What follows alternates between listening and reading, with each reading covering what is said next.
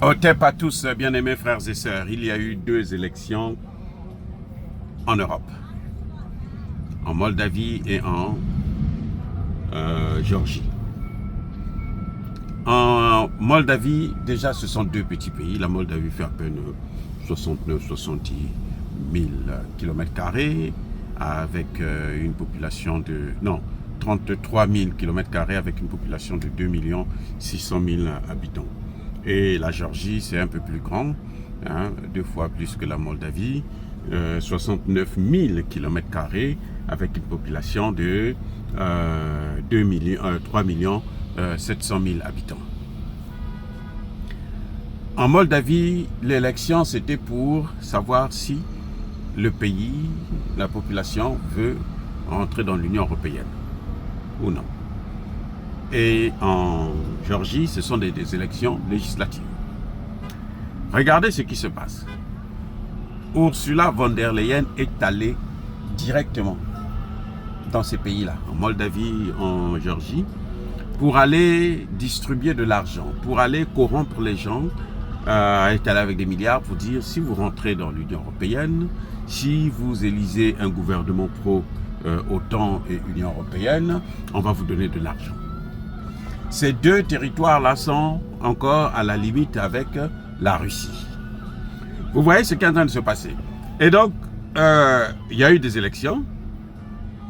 En Moldavie, la population a de justesse voté pour le oui à l'Union européenne. Mais le score est très serré. 50,4 contre 49,6. Et donc, les Européens ne sont pas contents pour ça. Ils voulaient que ce soit un raz-de-marée, que tout le monde puisse accepter l'Union européenne. Bon, très bien. Parce qu'ils ont mis beaucoup d'argent et autres.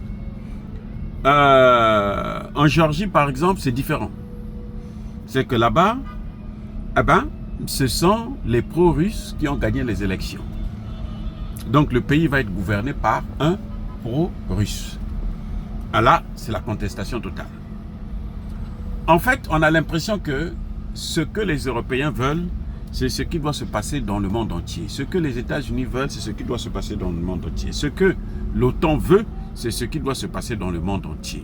Le monde ne peut pas fonctionner autrement que par rapport à ce que eux ils veulent, par rapport à leur volonté, leurs objectifs. Et chaque fois, vous allez le remarquer, chaque fois qu'il y a une élection, dans n'importe quel pays, surtout en Afrique, c'est même pas la peine. En Afrique, c'est même pas la peine. Dès que quelqu'un est élu avec une politique qui est anti-occidentale ou une politique qui refuse ou rejette la colonisation, ce candidat ou cette candidate n'a jamais gagné l'élection. Il y a toujours eu tricherie. La tricherie se passe toujours quand le pro-occidental n'est pas élu, n'a pas gagné l'élection. Là, il y a tricherie. On veut nous faire croire que l'Occident, c'est Dieu. Parce qu'ils n'ont jamais commis des erreurs. Vous savez, on n'a jamais porté plainte, traduit un Américain, un Français, un Anglais, un Allemand devant la Cour pénale de justice, par exemple, pour crime contre l'humanité. Tout ce qu'ils ont fait en Irak, en Syrie, en Libye, en Yougoslavie, au Soudan, en Côte d'Ivoire, partout, personne ne les touche. Personne. Parce que eux-mêmes, quand ils vous neutralisent, ils vous envoient au repos éternel, quand ils massacrent vos enfants, en fait, ils vous rendent un service. Et c'est ça le grand problème que nous avons avec les puissances occidentales. Et c'est le problème qu'il y a aujourd'hui en Moldavie et en Géorgie.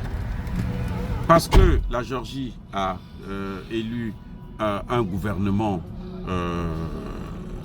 pro-russe, alors ce n'est pas bon, c'est qu'il y a eu tricherie, ce n'est pas normal, c'est qu'il y a quelque chose qui ne va pas, il faut reprendre les élections et c'est là qu'il y aura l'instabilité. C'est exactement ce qui s'est passé avec l'Ukraine.